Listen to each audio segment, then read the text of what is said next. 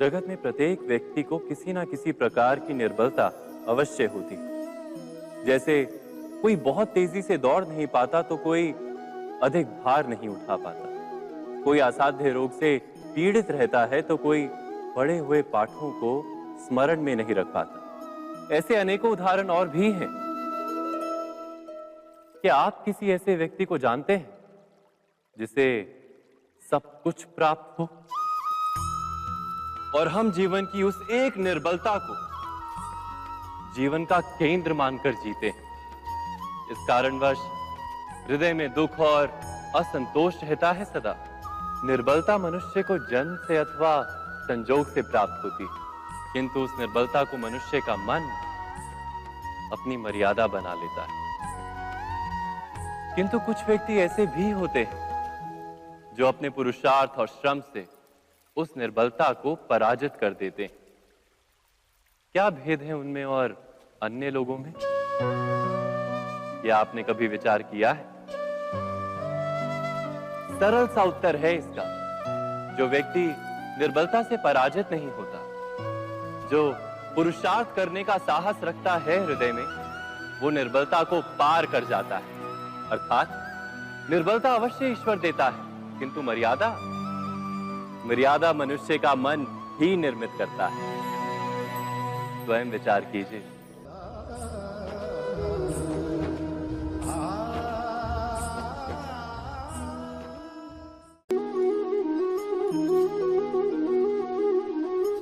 भविष्य का दूसरा नाम है संघर्ष। हृदय में आज इच्छा होती है और यदि पूर्ण नहीं हो पाती तो हृदय भविष्य की योजना बनाता है। भविष्य में इच्छा पूर्ण होगी ऐसी कल्पना करता रहता है, किंतु जीवन ना तो भविष्य में है ना अतीत में। जीवन तो इस क्षण का नाम, अर्थात इस क्षण का अनुभव ही जीवन का अनुभव। पर हम ये जानते हुए भी इतना सा सत्य समझ नहीं पाते। या तो हम बीते हुए समय के स्मरणों को घेर कर बैठे रहते हैं, या फिर आने वाले समय के लिए हम योजनाएं बनाते रहते हैं और जीवन जीवन बीत जाता है। एक सत्य यदि हम हृदय में उतार लें कि ना हम भविष्य देख सकते हैं, ना ही भविष्य निर्मित कर सकते हैं, हम तो केवल धैर्य और साहस के साथ भविष्य को आलिंगन दे सकते हैं, स्वागत कर सकते हैं भविष्य का। तो क्या जीवन का हर पल जीवन से नहीं भर जाएगा? स्वयं विचार कीजिए।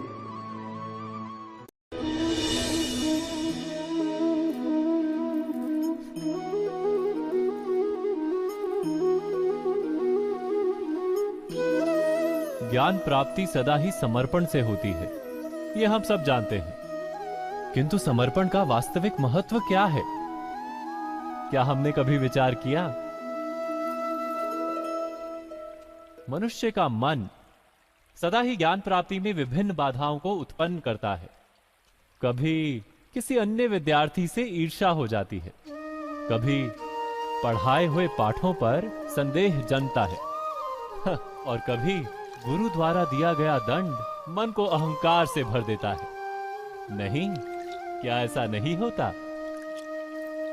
न जाने कैसे कैसे विचार मन को भटकाते हैं और मन की इसी अयोग्य स्थिति के कारण हम ज्ञान प्राप्त नहीं कर पाते। मन की योग्य स्थिति केवल समर्पण से निर्मित होती है। समर्पण मनुष्य के अहंकार का नाश करता है।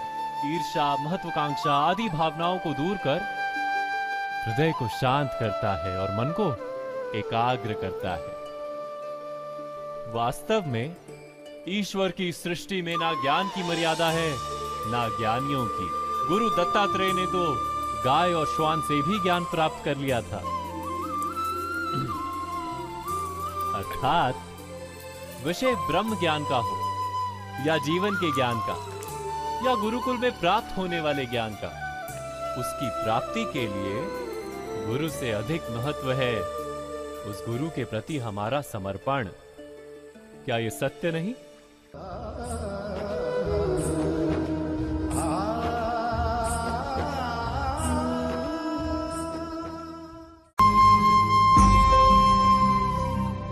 प्रत्येक मनुष्य के जीवन में ऐसा क्षण अवश्य आता है जब सारे स्वप्न, सारी आशाएं, सारे दृश्य ध्वस्त हो जाते हैं। जीवन के सारे आयोजन ही बिखर जाते हैं। एक और धर्म होता है और दूसरी ओर सुख। इसी को धर्म संकट कहते हैं। जब धर्म का वहन ही संकट हो और धर्म का त्याग ही सुख हो।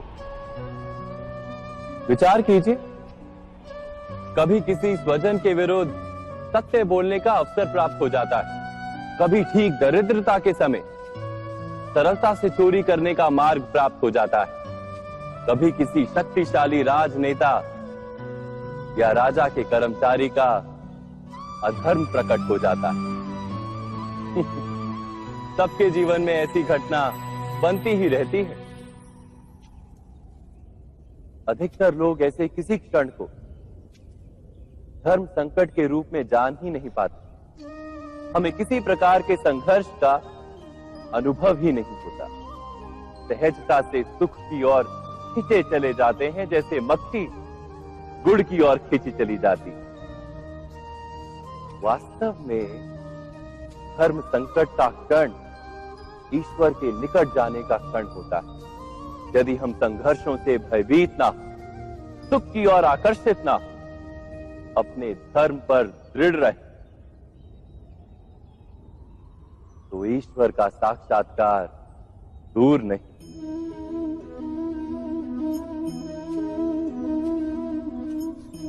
पवन से युद्ध करने वाला पत्ता यदि पेड़ से गिरता है तो भी आकाश की ओर उठता है। पवन से झुकने वाली घास वहीं भूमि पर रह जाती। अर्थात धर्म संकट से यदि हम संकट को ही टाल दें तो सुख तो मिलता है, जीवन बढ़ता है, किंतु क्या चरित्र नहीं टूटता? क्या आत्मा दरिद्र नहीं हो जाती? क्या ईश्वर से अंतर नहीं हो जाता? स्वयं विचार कीजिए। दो व्यक्ति जब निकट आते हैं तो एक दूसरे के लिए सीमाएं और मर्यादाएं निर्मित करने का प्रयत्न अवश्य करते हैं। हम यदि सारे संबंधों पर विचार करें तो देखेंगे कि इन सारे संबंधों का आधार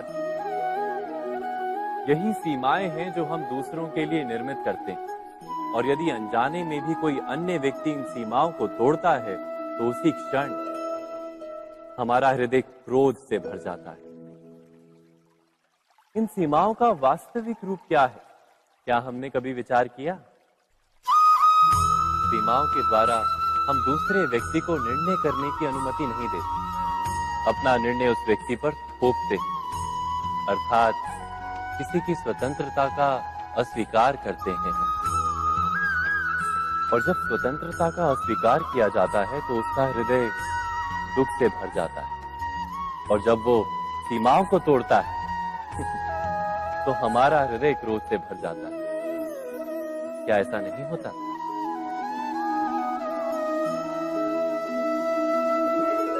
पर यदि एक दूसरे की स्वतंत्रता का सम्मान किया जाए तो किसी मर्यादाओं या सीमाओं की आवश्यकता ही नहीं होती।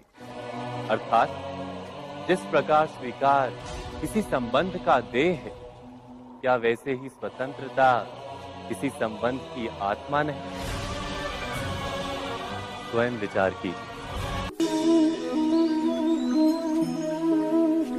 सबके जीवन में ऐसा प्रसंग अवश्य आता है कि सत्य कहने का निश्चय होता है हृदय में, किंतु मुख से सत्य निकल नहीं पाता। कोई भय मन को घेर लेता है। किसी घटना अथवा प्रसंग के बारे में बात करना या फिर स्वयं से कोई भूल हो जाए उसके बारे में कुछ बोलना, क्या ये सत्य है? नहीं, ये तो केवल तथ्य है। अर्थात जैसा हुआ था वैसा केवल बोल देना सामान्य सी बात है। किंतु कभी कभी उस तथ्य को बोलते हुए भी भय लगता है। कदाचित किसी दूसरे की भावनाओं का विचार आता है मन। दूसरे को दुख होगा ये भय भी शब्दों को रोकता है। तो ये सत्य क्या है? क्या हमने कभी विचार किया है? जब भय रहते हुए भी कोई तथ्य बोलता है तो वो सत्य कहलाता है। वास्तव में सत्य कुछ और नहीं, केवल निर्भयता का दूसरा नाम है। और निर्भय होने का कोई समय नहीं होता, क्योंकि निर्भयता आत्मा का स्वभाव है। अर्थात क्या प्रत्येक क्षण सत्य बोलने का क्षण नहीं होता?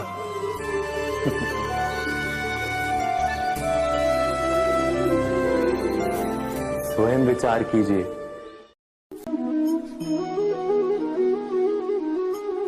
श्रेष्ठता का क्या अर्थ है?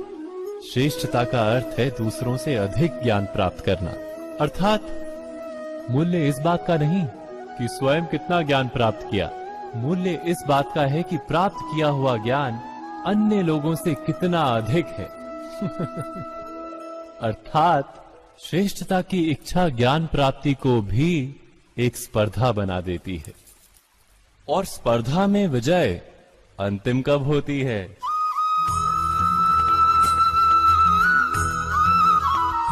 कुछ समय के लिए तो श्रेष्ठ बना जा सकता है, किंतु सदा के लिए कोई श्रेष्ठ नहीं रह पाता। फिर वही असंतोष, पीड़ा और संघर्ष जन्म लेता है। किंतु श्रेष्ठ बनने के बदले यदि उत्तम बनने का प्रयत्न करें तो क्या होगा? उत्तम का अर्थ है कि जितना प्राप्त करने योग्य है वो सब प्राप्त करना, किसी से अधिक पाने की इच्छा से नहीं, मात्र आत्मा की तृप्ति हेतु कुछ प्राप्त करना। उत्तम के मार्ग पर किसी अन्य से स्पर्धा नहीं होती, स्वयं अपने आप से स्पर्धा होती है। अर्थात उत्तम बनने का प्रयत्न करने वाले को देर अबेर सारा ज्ञान प्राप्त हो जाता है। बिना प्रयत्न के ही वो श्रेष्ठ बन जाता है।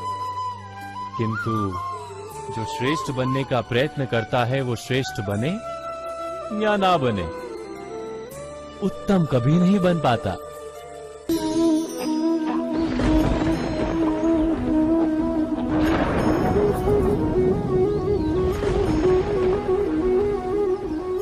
सपनों और पूर्वाभासों के आधार पर हम भविष्य के सुख दुख की कल्पना करते हैं। भविष्य के दुख का कारण दूर करने के लिए हम आज योजना बनाते हैं। किंतु कल के संकट को आज निर्मूल करने से हमें लाभ मिलता है या हानि पहुंचती है? ये प्रश्न हम कभी नहीं करते। सत्य तो ये है कि संकट और उसका निवारण साथ जनते हैं, व्यक्ति के लिए भी और सृष्टि के लिए भी। नहीं, आप अपने भूतकाल का स्मरण कीजिए, इतिहास को देखिए। आप तुरंत ही ये जान पाएंगे कि जब जब संकट आता है तब तब उसका निवारण करने वाली शक्ति भी जन्म लेती है। यही तो जगत का चलन है। वस्तुतः संकट ही शक्ति के जन्म का कारण है। प्रत्येक व्यक्ति जब संकट से निकलता है तो एक पद आगे बढ़ा होता है, अधिक चमकता है, आत्मविश्वास से अधिक भरा होता है, न केवल अपने लिए अपितु विश्व के लिए भी। क्या ये सत्य नहीं? वास्तव में संकट का जन्म है एक अवसर का जन्म, अपने आप को बदलने का, अपने विचारों को ऊंचाई पर करने का अवसर, अपनी आत्मा को बलवान और ज्ञान मंडित बनाने का अवसर। जो ये कर पाता है उसे कोई संकट नहीं होता, किंतु जो ये नहीं कर पाता वो तो स्वयं एक संकट है विश्व के लिए। विचार कीजिए।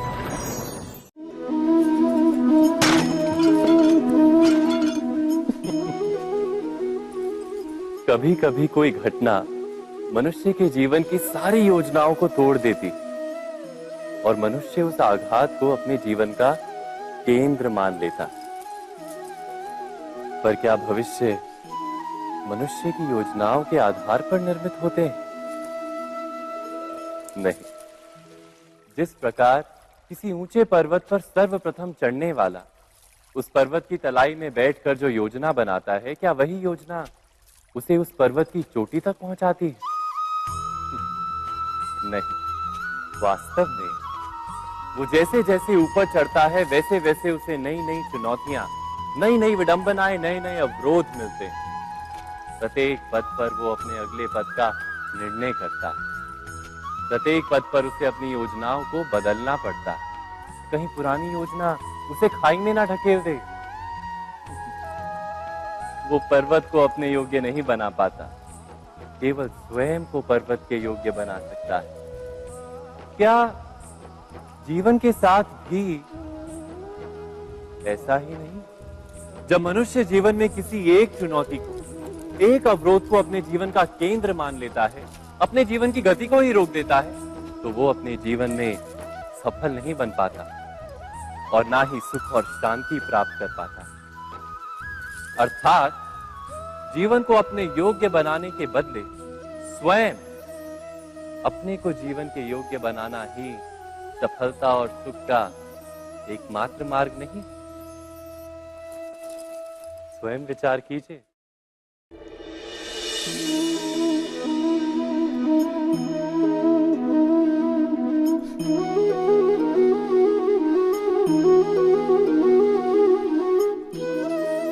जीवन का हर क्षण निर्णय का क्षण होता है। प्रत्येक पद पर दूसरे पद के विषय में कोई निर्णय करना ही पड़ता है और निर्णय अपना प्रभाव छोड़ जाता है। आज किए गए निर्णय भविष्य में सुख अथवा दुख निर्मित करते हैं, ना केवल अपने लिए, अपने परिवार के लिए भी, आने वाली पीढ़ियों के लिए भी। जब कोई दुविधा सामने आती है तो मन व्याकुल हो जाता है, अनिश्चय से भर जाता है। निर्णय का वो क्षण युद्ध बन जाता है और मन बन जाता है युद्ध भूमि। अधिकतर निर्णय हम दुविधा का उपाय करने के लिए नहीं, केवल मन को शांत करने के लिए लेते हैं। पर क्या कोई दौड़ते हुए भोजन कर सकता है? नहीं।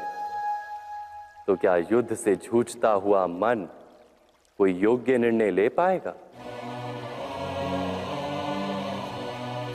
वास्तव में शांत मन से जब कोई निर्णय करता है तो अपने लिए सुखद भविष्य बनाता है, किंतु अपने मन को शांत करने के लिए जब कोई निर्णय करता है तो वो व्यक्ति भविष्य में अपने लिए कांटों भरा वृक्ष लगाता है। स्वयं विचार कीजिएगा।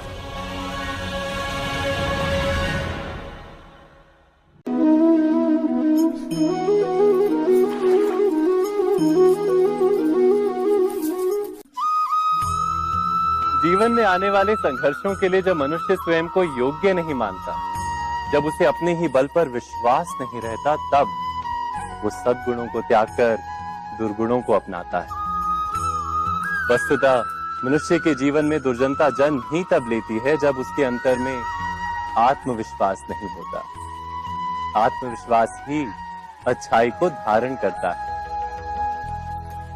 ये आत्मविश्वास है क्या?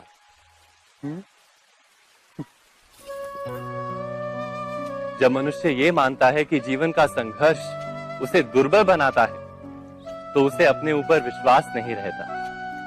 वो संघर्ष के पार जाने के बदले संघर्ष से छूटने के उपाय ढूंढने लगता है। किंतु जब वो ये समझता है कि ये संघर्ष उसे अधिक शक्तिशाली बनाते हैं, ठीक जैसे व्यायाम करने से देह की शक्ति बढ़ती, तो प्रत्येक संघर्ष के साथ उसका उत्साह बढ़ता है। अर्थात आत्मविश्वास और कुछ भी नहीं, मन की स्थिति, जीवन को देखने का दृष्टिकोण मात्र है। और जीवन का दृष्टिकोण तो मनुष्य के अपने वश में होता है। स्वयं विचार कीजिए।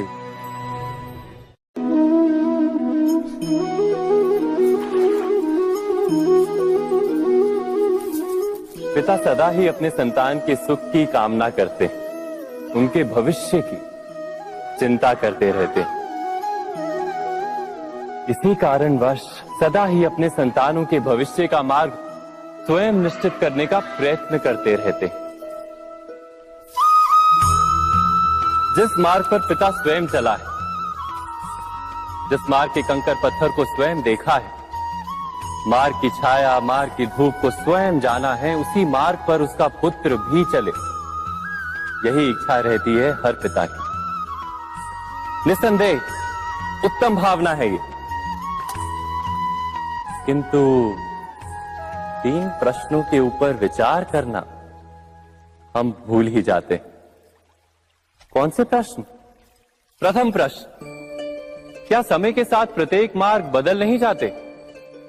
क्या समय सदा ही नई चुनौतियों को लेकर नहीं आता? तो फिर बीते हुए समय के अनुभव नई पीढ़ी को किस प्रकार लाभ दे सकते हैं? दूसरा प्रश्न, क्या प्रत्येक संतान अपने माता पिता की छवि होता है? हाँ, संतानों को संस्कार तो अवश्य माता पिता देते हैं, किंतु भीतर की क्षमता तो ईश्वर देते हैं। तो जिस मार्ग पर पिता को सफलता मिली है, विश्वास है कि उसी मार्ग पर उसकी संतानों को भी सफलता और सुख प्राप्त होगा। तीसरा प्रश्न, क्या जीवन के संघर्ष और चुनौतियां लाभकारी नहीं होती? क्या प्रत्येक नया प्रश्न एक नए उत्तर का द्वार नहीं खोलता? तो फिर संतानों को नए नए प्रश्नों, संघर्षों और चुनौतियों से दूर रखना, ये उनके लिए लाभ करना कहलाएगा या हानि पहुंचाना? अर्थात जिस प्रकार संतान के भविष्य का निर्माण करने के बदले उसके चरित्र का निर्माण करना श्रेष्ठ है, वैसे ही संतानों के जीवन का मार्ग निश्चित करने के बदले उन्हें नए संघर्षों के साथ जूझने के लिए मनोबल व ज्ञान देना अधिक लाभदायक नहीं होगा? स्वयं विचार कीजिए। मनुष्य की सबसे बड़ी दुर्बलता क्या होती है? सोचिए। धन, प्रेम, अहंकार। मनुष्य की सबसे बड़ी दुर्बलता होती है उसके रहस्य।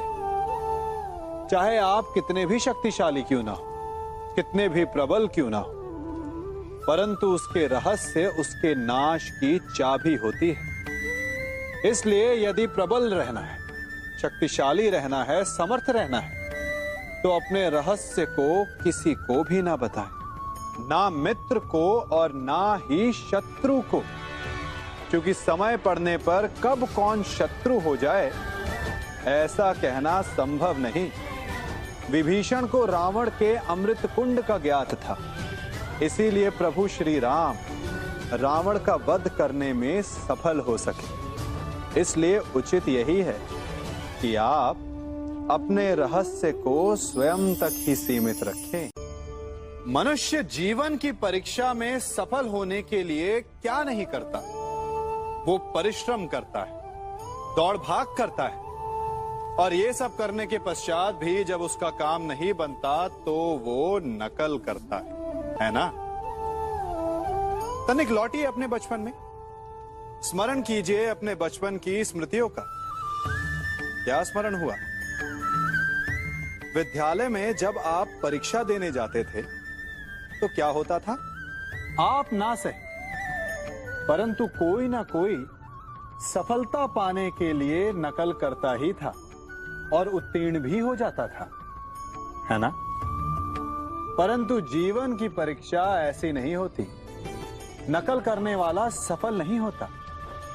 कारण विद्यालय में सबके प्रश्न पत्र एक होते थे, परंतु जीवन के प्रश्न पत्र और उनकी कठिनाई सबके लिए भिन्न होती, तो निश्चित रूप से उनके उत्तर भी भिन्न होंगे ना। इसलिए यदि आपको जीवन में सफलता पानी है तो नकल ना कीजिए, स्वयं के प्रश्नों का उत्तर स्वयं ढूंढिए और सफलता आपकी ही होगी। मनुष्य का जीवन हार और जीत विजय और पराजय, सफलता और असफलता के मध्य झूलता रहता है। आपके साथ भी ऐसा होता होगा, है ना? जब आप सफल होते हैं, किसी चुनौती पर विजय पाते हैं, तो मन प्रसन्नता से आनंद के उपवन में झूमने लगता है। और जब आप असफल होते हैं, तब मन दुख और पीड़ा के सागर में डूबने लगता है। परंतु वास्तव में सफलता और असफलता है क्या? तनिक ध्यान से सोचिए। ये केवल हमारी मनोस्थिति मात्र है। हमारी पराजय तब नहीं होती जब हमारा शत्रु विजय प्राप्त कर ले। हमारी पराजय तब होती है जब हम पराजय स्वीकार कर लें। हम असफल तब नहीं होते जब हम लक्ष्य ना पा सके। हम असफल तब होते हैं जब हम प्रयास करना बंद कर दें।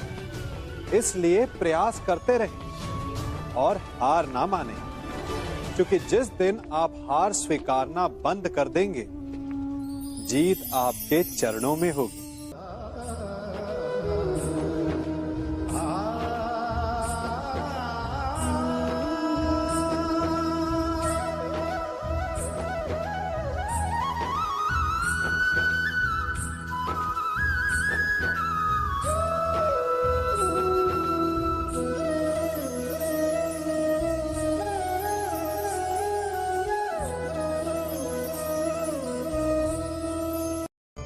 आप सबने बरगद के वृक्ष को तो देखा ही होगा।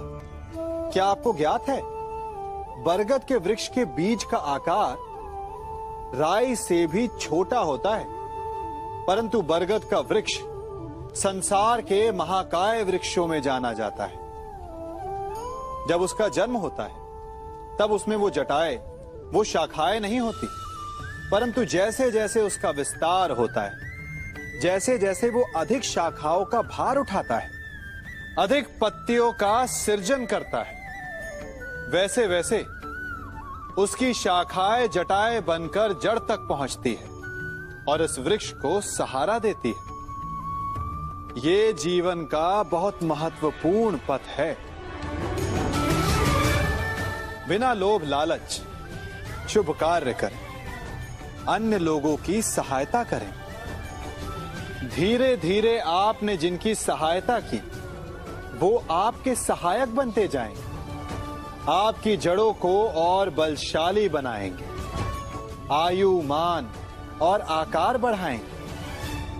सहजीवन, सहायता और निष्काम कर्म आपको मृत्यु के पश्चात भी मरने नहीं देगा, आपको अमर रखेगा।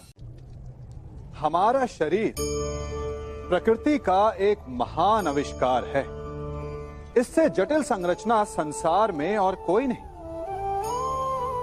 हमारा शरीर जितना जटिल है, यदि इसे ठीक से जाना जाए तो इससे अधिक सरल ज्ञान देने वाला और कोई नहीं। हमारे शरीर में पंच इंद्रियां होती हैं, जो हमें भाव, गुण और वस्तुओं का बोध कराती हैं। हमारे पास आंखें हैं, नाक है, स्पर्श के लिए त्वचा है, कान है और जीभा है। सबका भिन्न भिन्न कार्य है। आंखों से देखना, कानों से सुनना, नथनों से श्वास लेना, त्वचा से स्पर्श करना और जीभा से स्वाद लेना। परंतु क्या आपने कभी सोचा कि प्रकृति ने हमें 2 आंखें दी, 2 नथने दी, 2 कान दी, स्पर्श के लिए ये पूरा शरीर दिया, परंतु जीभा केवल 1 दी? ऐसा क्यों? क्योंकि प्रकृति चाहती है कि हम देखें अधिक, सुने अधिक और ज्ञान अधिक अर्जित करें, बोले कम। क्योंकि अधिक वाचाल नाश को निमंत्रण देता है। स्मरण रखिएगा।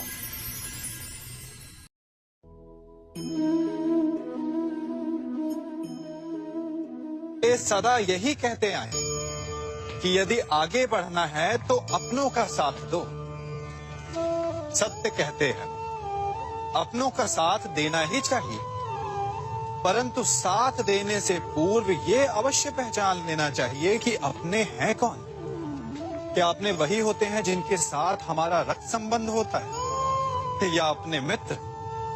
अपने वो होते हैं जो हमें सद्कार्य के लिए प्रेरित करें, हमें आगे बढ़ाएं, हमारा साथ दें।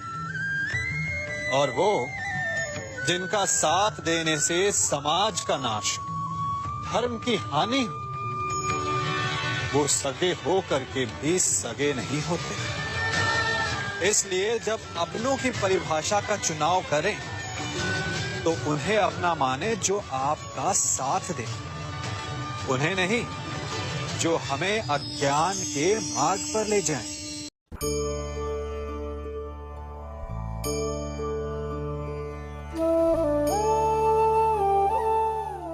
आप जिनसे प्रेम करते हैं सदा उनके समीप रहना चाहते हैं, नहीं चाहते कि कभी अपनों से दूर होना पड़े, बिछड़ना पड़े। परंतु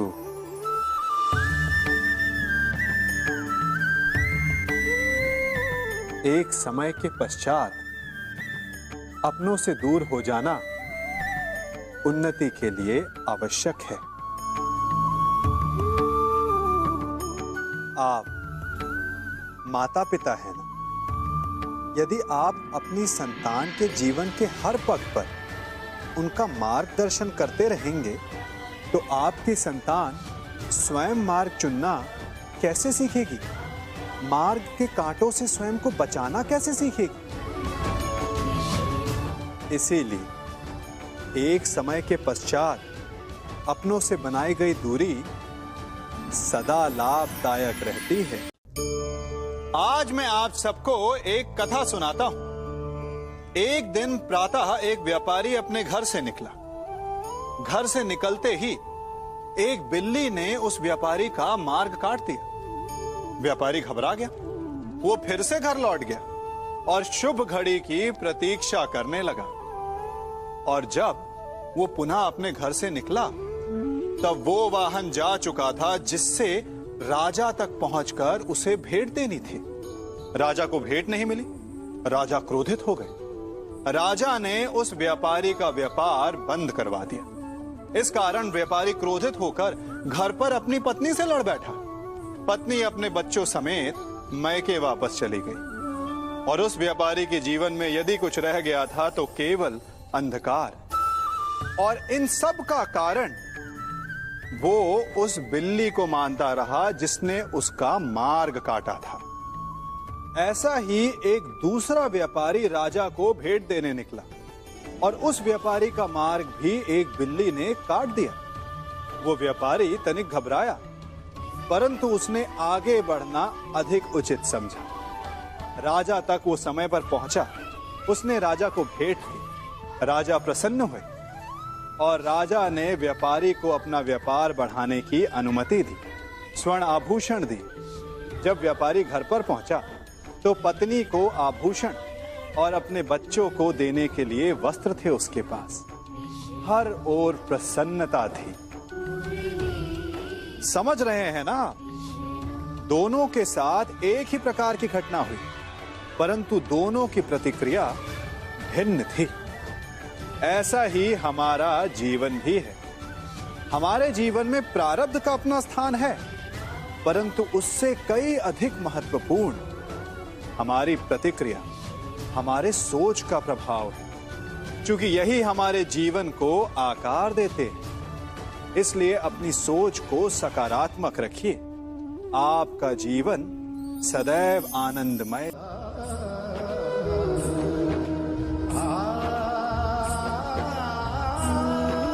हम सभी अपने जीवन में कोई ना कोई कार्य करते हैं। कार्य करते हैं तो थकान की अनुभूति होती है और यदि थकान ना उतरे तो कार्य करने का मन नहीं करता। हम आशा करते हैं कि कदाचित एक दिन में 24 के स्थान पर 26 घंटे होते तो आराम करने के लिए हमें और अधिक समय मिल जाता। हमें ऐसा अनुभव होता है कि हम बहुत अधिक कार्य कर रहे हैं, है ना?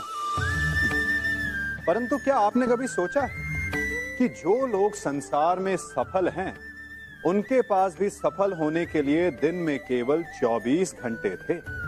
तो फिर वो सफल क्यों है? इसका एक छोटा सा रहस्य है। वो कार्य चुनते हैं जो उन्हें प्रिय है, जिसे करने में उन्हें आनंद आता है। उन्हें लगता ही नहीं कि वो कार्य कर रहे हैं, उन्हें लगता है कि वो प्रतिपल आनंद मना रहे हैं। और जब आप आनंद मनाते हैं तो थकान कैसी? इसलिए यदि आप जीवन में कोई भी कार्य करें तो वो आपके मन को भाना चाहिए, या जो कार्य आप कर रहे हैं उसे अपने मन को भा देने दो। सफलता आपको मिलेगी। कभी सोचा है हमारा जीवन भी उस रेत की घड़ी की भांति है? जो रेत नीचे गिर चुकी है वो हमारा अतीत है, जो अब भी ऊपर है वो हमारा आने वाला भविष्य है, और वर्तमान ये संकुचित स्थल है जहां से धीरे धीरे करके रेत गिर रही है। अर्थात हमारे पास जीने के लिए यही एक क्षण है। उसका उपयोग कैसे करना है ये हम पर निर्भर करता है। जो बीत गया उसका दुख मनाना है, या जो भविष्य में होने वाला है उसकी प्रतीक्षा में क्रोध करना है। सब कुछ करने के लिए यही एक क्षण है। प्रसन्न रहना है तो उसके लिए भी यही एक पल है। प्रतीक्षा करते रहोगे तो ये पल भी भूतकाल में बदल जाएगा। इसलिए आनंद के लिए, परोपकार के लिए प्रतीक्षा ना कीजिए। आपके पास जो पल है उनका भरपूर सदुपयोग कीजिए, क्योंकि इस घड़ी को पलटकर आप फिर से समय अवश्य गिन सकते हैं, परंतु अपना बीता हुआ समय आप वापस नहीं लौटा पाएंगे।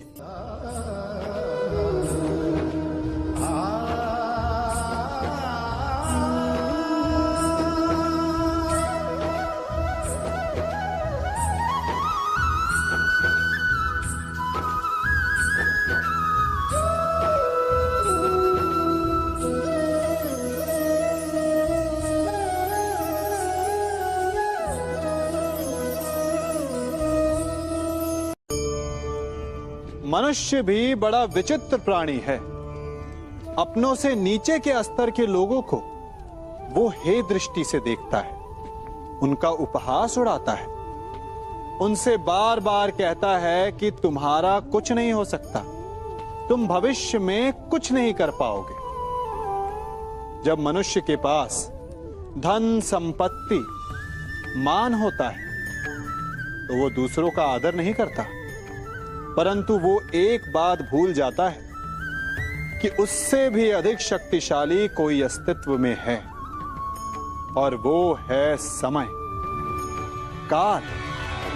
काल अपना चक्र कब बदलेगा ये कोई नहीं जानता। समय अपनी करवट कब लेगा ये कोई नहीं जानता। कोयला भी समय के साथ साथ हीरे में परिवर्तित हो जाता है। इसलिए जीवन में कभी भी किसी का भी उपहास नहीं उड़ाना चाहिए।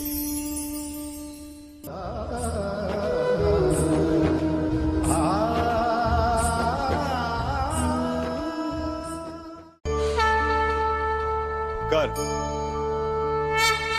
अभिमान और अहंकार, ये तीनों सुनने में एक जैसे लगते हैं, परंतु तीनों का अर्थ भिन्न होता है और परिणाम भी। तीनों का आरंभ प्रेम से होता है। स्वयं से प्रेम, परिश्रम हमारे मन में गर्व को जन्म देता है, और सफलता अभिमान जगाती है। यहां तक ठीक है, परंतु जब ये भावना अहंकार बन जाती है तब वो समस्या बन जाती है, क्योंकि सबसे बुरा अंत अहंकारी का ही होता है। परंतु मनुष्य के लिए पहेली यही है कि पहचाना कैसे जाए कि अहंकार जग गया है और उसका दमन आवश्यक है। इसका उत्तर मैं नहीं, आपका मन देगा। जब तक आप स्वयं से प्रसन्न हैं, जब तक आप सबसे ऊंचा उठने का प्रयास कर रहे हैं, तब तक ठीक है। परंतु जब आपके मन में दूसरों को नीचा समझने का भाव आ जाए तो सावधान हो जाइए, क्योंकि यही अहंकार है जो वास्तव में आपको हीन कर रहा है।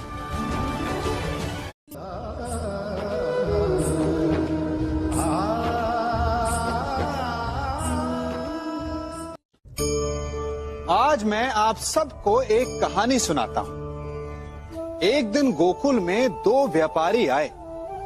एक व्यापारी शहद का था, बड़ा मीठा शहद था उसका, परंतु वो गोकुल में टिक नहीं पाया। उसके व्यापार ने घाटा खाया और शीघ्र ही वो गोकुल छोड़कर चला गया।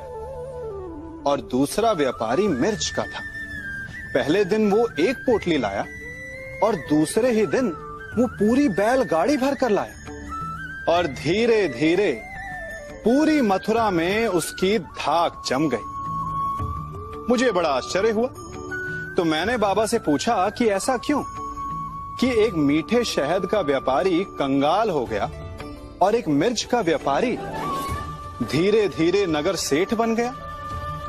बाबा मुस्कुराए और उन्होंने कहा कि मीठी बोली बोलने वाले की तीखी मिर्च भी बिक जाती है और जो कड़वी बोली बोलता है उसका मीठा शहद भी नहीं बिकता। वाह, कितने उत्तम विचार हैं उनके, और उचित ही है। मनुष्य अपने जीवन में सदैव अपने वचनों से उठता है और अपने वचनों से ही गिरता है। इसलिए अपने जीवन में सदैव मीठी बोली बोलने का प्रयास कीजिए, आपका जीवन सरल हो जाएगा। मनुष्य की सबसे बड़ी दुर्बलता क्या होती है? सोचिए। धन, प्रेम, अहंकार। मनुष्य की सबसे बड़ी दुर्बलता होती है उसके रहस्य। चाहे आप कितने भी शक्तिशाली क्यों ना हो, कितने भी प्रबल क्यों ना हो, परंतु उसके रहस्य उसके नाश की चाबी होती है। इसलिए यदि प्रबल रहना है, शक्तिशाली रहना है, समर्थ रहना है, तो अपने रहस्य को किसी को भी ना बताएं, ना मित्र को और ना ही शत्रु को, क्योंकि समय पड़ने पर कब कौन शत्रु हो जाए ऐसा कहना संभव नहीं। विभीषण को रावण के अमृत कुंड का ज्ञात था, इसीलिए प्रभु श्री राम रावण का वध करने में सफल हो सके। इसलिए उचित यही है कि आप अपने रहस्य को स्वयं तक ही सीमित रखें।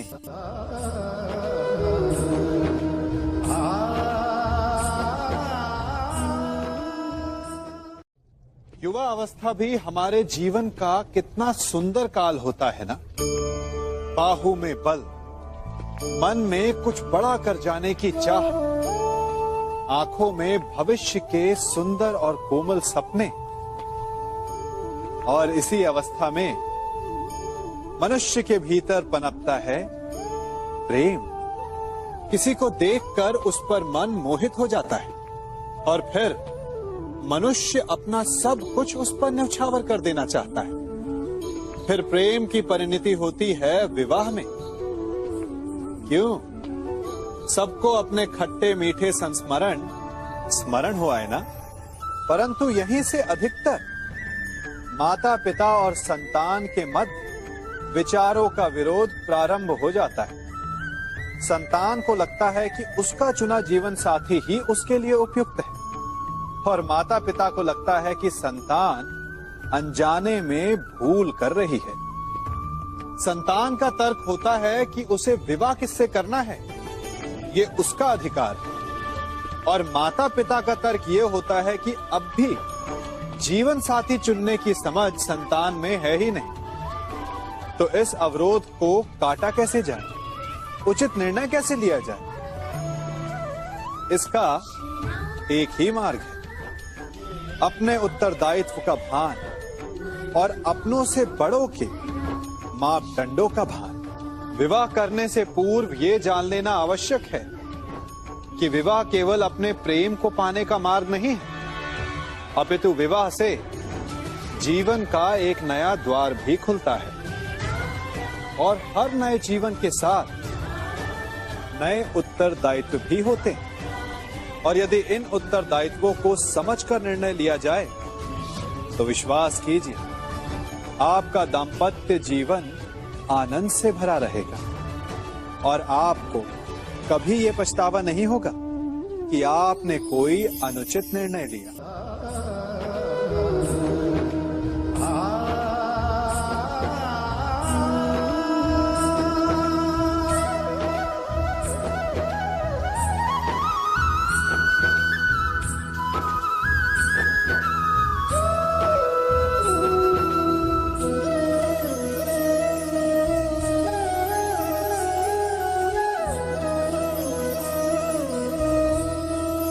जब सागर का जल वाष्प बनकर उड़ता है तब वो हमें दिखाई नहीं देता। मेघ उस जल को अपने भीतर छिपा लेते हैं, लंबी यात्रा करते हैं, प्रयास करते हैं कि वो जल सदा उनके भीतर छिपा रहे, परंतु जब वायु का वेग उन्हें उड़ाकर किसी पर्वत से ले जाकर के टकरा देता है तब उन मेघों को बरसना ही पड़ता है, क्योंकि यही नियति है, यही प्रकृति है। क्योंकि जल को सागर में जाकर मिलना ही है। ठीक ऐसा ही हमारे साथ भी होता है। हम सत्य को अपने मन के मेघों में चाहे जितना छिपाने का प्रयास कर लें, परंतु समय की आंधी उसे वास्तविकता के पर्वत से ले जाकर के टकराकर हमारे समक्ष ले ही आती है। जिस भय के कारण आप सत्य को सामने नहीं लेकर आना चाहते, एक दिन वही भय हमारे समक्ष आकर खड़ा हो जाता है, और फिर हम लाचार हो जाते हैं, क्योंकि हमने उस भय का सामना करने की तैयारी नहीं की होती। इसलिए सत्य से भागे नहीं, उसे छिपाए भी नहीं, उसे स्वीकार करें। भविष्य की बड़ी विपत्ति से बच जाएंगे।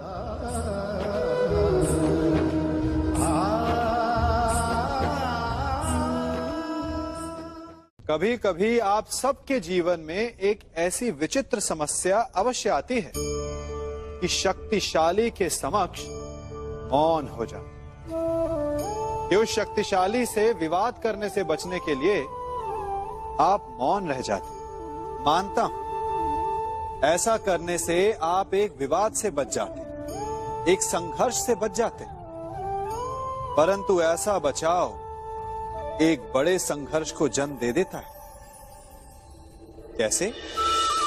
हमारा मौन रहना अनजाने में उसका समर्थन बन जाता है, और वो स्वयं को अधिक शक्तिशाली अनुभव करता है, और यहां से हमारा दमन प्रारंभ हो जाता है। एक के बाद एक हम अन्याय में अनचाहे रूप से सम्मिलित होते चले जाते हैं। तो इसका तोड़ क्या है?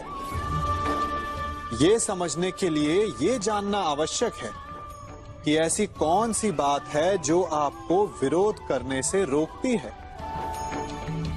ये सामने वाले की शक्ति नहीं जो आपको रोकती है, ये आपके भीतर छिपा भय है जो आपको रोकता है। हाँ, कभी कभी भय आपकी सुरक्षा अवश्य कर सकता है, परंतु साथ साथ ये भी जानना आवश्यक है कि ये भय ही है जो आपको मौन भी रखता है। इसलिए अपने मन से भय को निकालिए और खुलकर अनीति का, अन्याय का विरोध कीजिए और फिर देखिएगा आपका मन कितना मुक्त, कितना हल्का अनुभव करेगा।